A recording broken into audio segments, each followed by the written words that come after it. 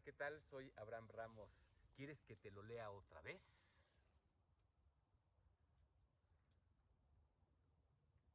Hola, ¿cómo están? Pues yo con mucho gusto de estar en este programa del Instituto Nacional de Bellas Artes y Literatura, aquí en la naturaleza, a punto de hacer un viaje, porque la lectura es un viaje, y vamos a hacer el viaje con El pequeño vampiro.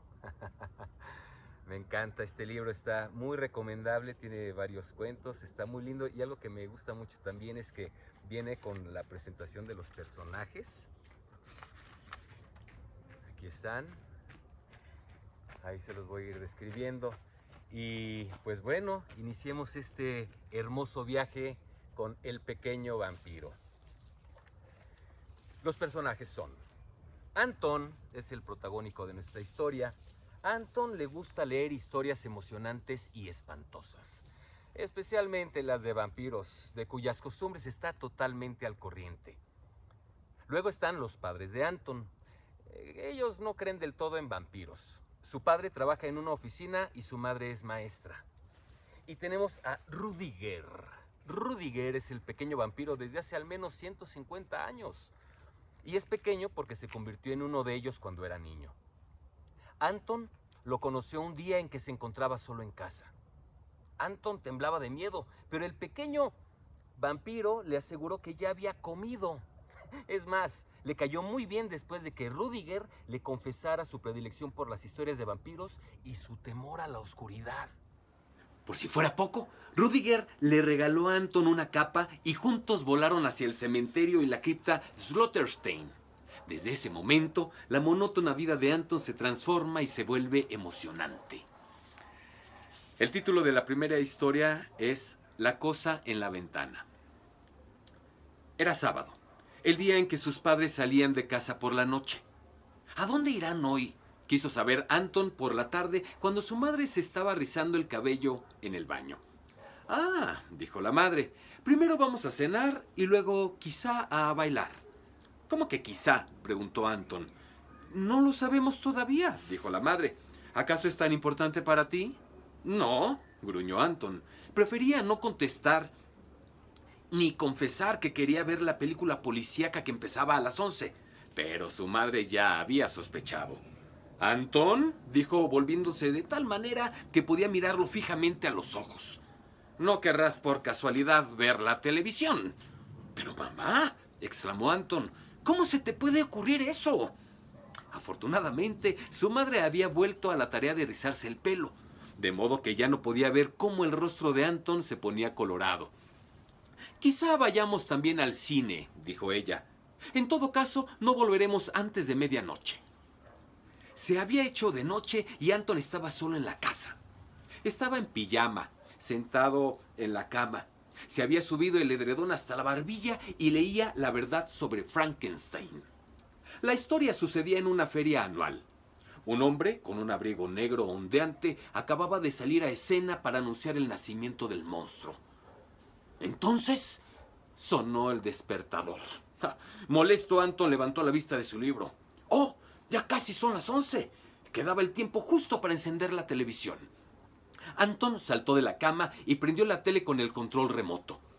Entonces volvió a acomodarse en su edredón y esperó a que lentamente apareciera la imagen, pero aún no terminaba el programa deportivo. La habitación estaba bastante lóbrega y sombría. King Kong, en el póster de la pared, hacía una mueca horrenda que iba bien con el estado de ánimo de Anton, que se sentía salvaje y abandonado, como el único sobreviviente de una catástrofe marítima, náufrago en una isla del sur habitada por caníbales. Y la cama era su madriguera, suave y cálida, y si quería podía esconderse en ella y no dejarse ver. Había un montón de víveres delante de la entrada de la cueva, solo faltaba el agua. Anton pensó con avidez en la botella de jugo de manzana que había en el refrigerador, pero el camino hasta allá era largo, a través del oscuro pasillo.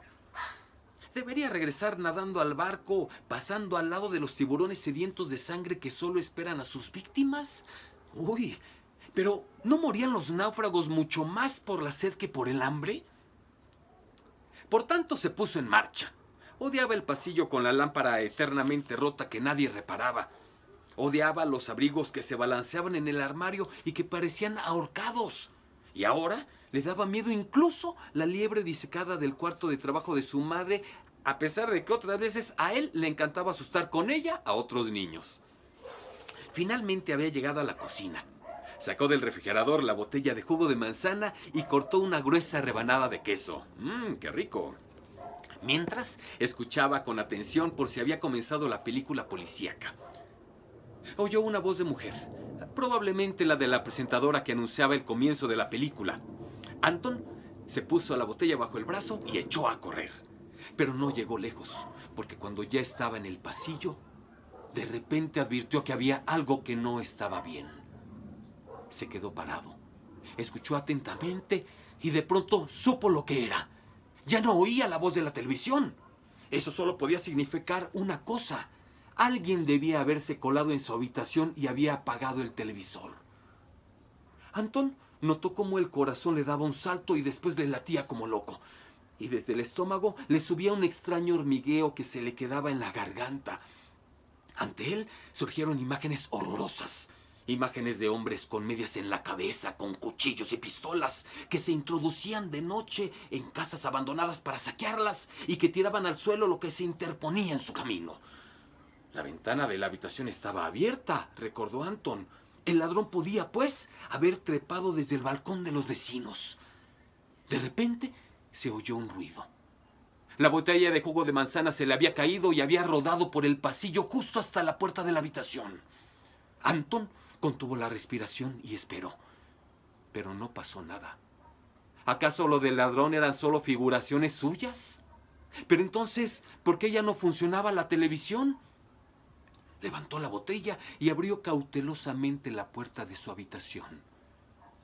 Hasta su nariz llegó un olor curioso, raro, como el del moho o como si se hubiera quemado algo.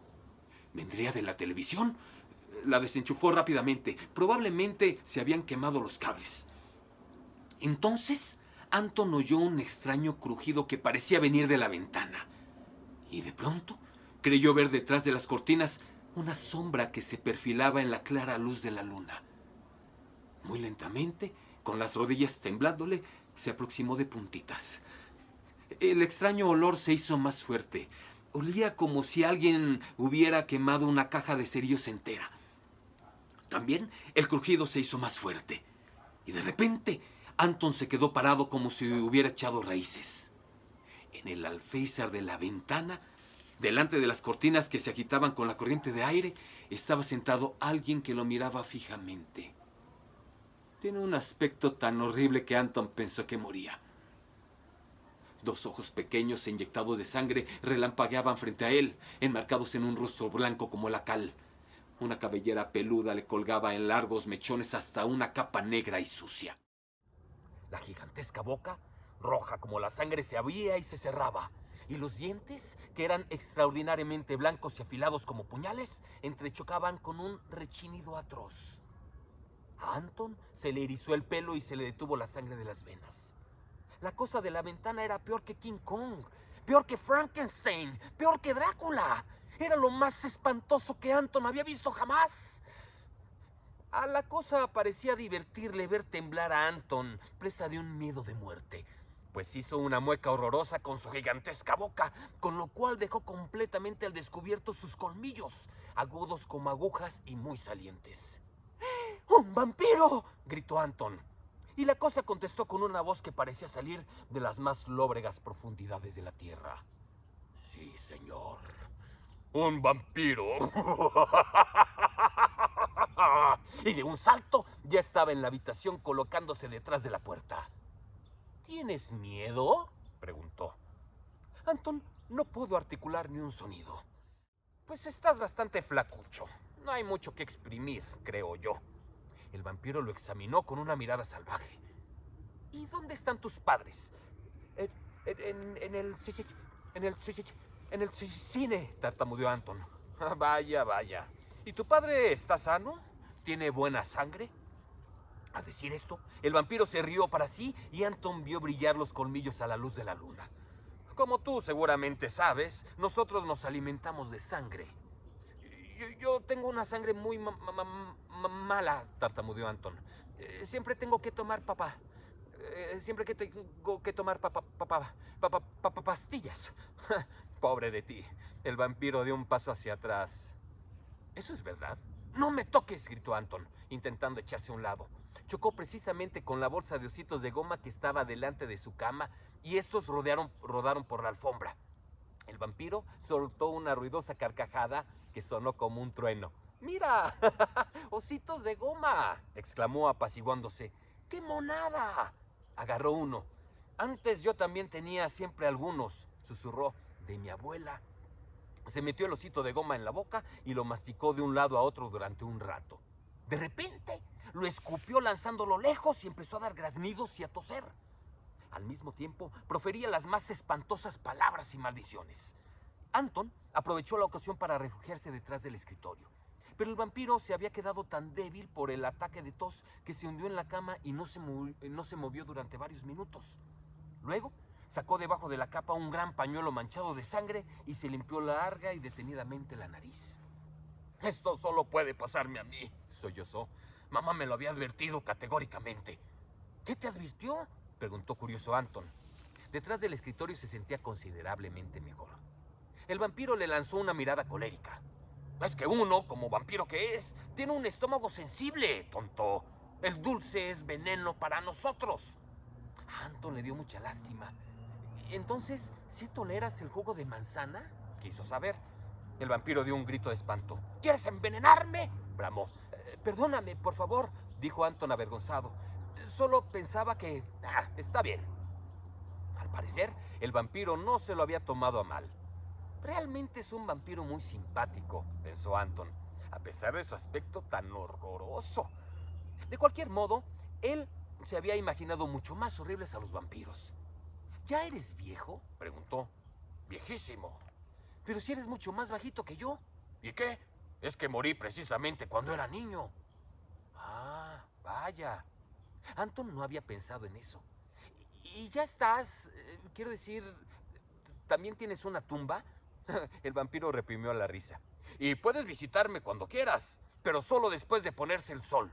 Durante el día dormimos». «Lo sé», presumió Anton. Al fin podía demostrar que lo sabía todo sobre vampiros. «Cuando los vampiros se exponen al sol, mueren. Por eso, por las noches tienen que apresurarse para estar de nuevo en la tumba antes del amanecer». «¡Ay, qué chico tan listo!», dijo sarcástico el vampiro. «Y cuando se sabe dónde yace alguno, se le debe atravesar el corazón con una estaca de madera», prosiguió Anton. No debió decir eso, porque el vampiro soltó un alarido desgarrador y se abalanzó sobre Anton. Pero Anton fue más rápido. Con la velocidad del rayo, se deslizó por debajo del escritorio y corrió hacia la puerta, seguido de cerca por el vampiro que bufaba de coraje. Poco antes de llegar a la puerta, el vampiro lo había alcanzado. «Se acabó», pensó Anton. «Me va a morder». Todo su cuerpo temblaba. El vampiro estaba de pie ante él, respirando con dificultad. Sus dientes hacían un atroz clic-clac, clic-clac, y sus ojos relucían como carbones ardientes. Agarró a Anton y lo zarandeó. «Si vuelves a mencionar la estaca de madera», chilló, «puedes ir haciendo tu testamento. ¿Entendido?». Sí, tartamudeó Anton. No quería molestarte en absoluto. De verdad que no. «Siéntate», ordenó bruscamente el vampiro. Anton obedeció y el vampiro empezó a andar de un lado a otro de la habitación. «¿Y ahora qué haré contigo?», preguntó. «Pues podríamos escuchar discos», propuso Anton. «No», gritó el vampiro. «¿O jugar al endemoniado?». «No». «¿O te enseño mis postales?». No, y otra vez no». «Entonces tampoco se me ocurre nada», dijo Anton desconcertado. El vampiro se había quedado parado delante del póster de King Kong. Se le escapó un grito salvaje. «Este mono», gruñó arrancando el cartel de la pared y rompiéndolo en 1000 pedacitos. «Eso es un atropello», protestó Anton. «Mi póster favorito». «Bueno, ¿y qué?», respondió el vampiro. Ahora había descubierto los libros de King Kong en el librero y les estaba rasgando página por página y arrojaba los pedazos hacia la cama. ¡Mis libros!, gritó Anton. ¡Todos comprados con el dinero de mis ahorros! De pronto, el vampiro se detuvo. Una sonrisa de satisfacción apareció en su rostro. ¡Drácula!, leyó a media voz. ¡Mi libro favorito! Miró a Anton con ojos radiantes. ¿Puedo tomar este prestado? Por mí... Pero tienes que devolverlo, ¿entendido? Claro que sí. Satisfecho, se metió el libro bajo la capa. Por cierto, ¿cómo te llamas? Anton. ¿Y tú? Rudiger. ¿Rudiger? Anton estuvo a punto de desternillarse de risa, pero pudo reprimirse a tiempo. Definitivamente no quería volver a encolerizar al vampiro. Pues es un nombre bonito, dijo. ¿Tú crees?, preguntó el vampiro. ¿De verdad? ¿Y tan apropiado? El vampiro parecía muy halagado. Pues Anton también es un nombre bonito. No lo creo en lo absoluto, dijo Anton. En la escuela siempre se ríen al oírlo, pero mi padre también se llama Anton, ¿sabes? Ah, vaya. Y también mi abuelo se llama Anton, como si eso me importara. En realidad, hasta ahora siempre me había parecido que Rudiger sonaba bastante estúpido, dijo el vampiro, pero uno se acostumbra. Sí, se acostumbra a uno, suspiró Anton. Dime, ¿estás a menudo así, solo en casa?, preguntó el vampiro. Todos los sábados. ¿Y no tienes miedo? Sí, yo también. Sobre todo en la oscuridad, declaró el vampiro. Mi padre siempre dice, Rudiger, tú no eres un vampiro, eres una gallina. Y se miraron y se rieron. ¿Tu papá también es un vampiro?, preguntó Anton. Claro que sí, dijo el vampiro. ¿Qué pensabas? ¿Y tu mamá también? Naturalmente. Y mi hermana, y mi hermano, y mi abuela, y mi abuelo, y mi tía, y mi tío. ¡Cielos!, exclamó Anton. ¿Toda tu familia? Toda mi familia, dijo el vampiro lleno de orgullo. Mi mamá es completamente normal, dijo Anton con tristeza. Mi padre trabaja en una oficina, mi mamá es profesora, hermanos no tengo. Puedes imaginarte lo aburrida que es nuestra casa. El vampiro lo miró con compasión y explicó. En nuestra casa siempre pasa algo. ¿Qué? Cuéntame. Al fin oiría una auténtica historia de vampiros. Pues bien, dijo el vampiro. Fue el invierno pasado. ¿Te acuerdas aún del frío que hizo? Bueno, pues nos despertamos. El maldito sol acababa de ponerse. Yo tenía un hambre horrible y quería levantar la tapa del ataúd, pero no se podía. La golpeé con los puños, la empujé con los pies, nada. Y escuchaba cómo mis parientes se esforzaban exactamente igual en las tumbas alrededor. Imagínate, durante 2 noches no logramos abrir los ataúdes. Después, el hielo empezó por fin a derretirse y con el mayor esfuerzo del mundo pudimos abrir las tapas. Casi nos morimos de hambre. Pero eso no es absolutamente nada en comparación con el asunto del guardián del cementerio. ¿Quieres oírlo también? ¡Claro! Bien. Ocurrió en un... Empezó el vampiro, pero se interrumpió de pronto. ¿No oyes nada?, susurró. Sí, dijo Anton. Un automóvil que se aproximaba se detuvo. Sonaron las puertas del coche. ¡Mis padres!, exclamó asustado Anton. De un salto, el vampiro ya estaba en el alféizar de la ventana. ¿Y mi libro?, preguntó Anton. ¿Cuándo? Pero el vampiro ya había extendido su capa y flotaba en el aire, una oscura sombra ante el claro halo de la luna. Rápidamente, Anton cerró las cortinas y se deslizó bajo el edredón. Oyó cómo abrían la puerta de la casa y su padre decía: ¿Ya lo ves, Helga? Todo en calma. Segundos después, Anton ya estaba durmiendo. ¿Qué les pareció este primer cuento? A mí me gustó mucho y sí, si pueden leerlo en familia, comentarlo, platicarlo, van a ver que es un gran placer, es un gran viaje la lectura. Y pues bueno, yo soy Abraham Ramos, me dio mucho gusto estar con ustedes y nos vemos muy pronto. Que estén muy bien.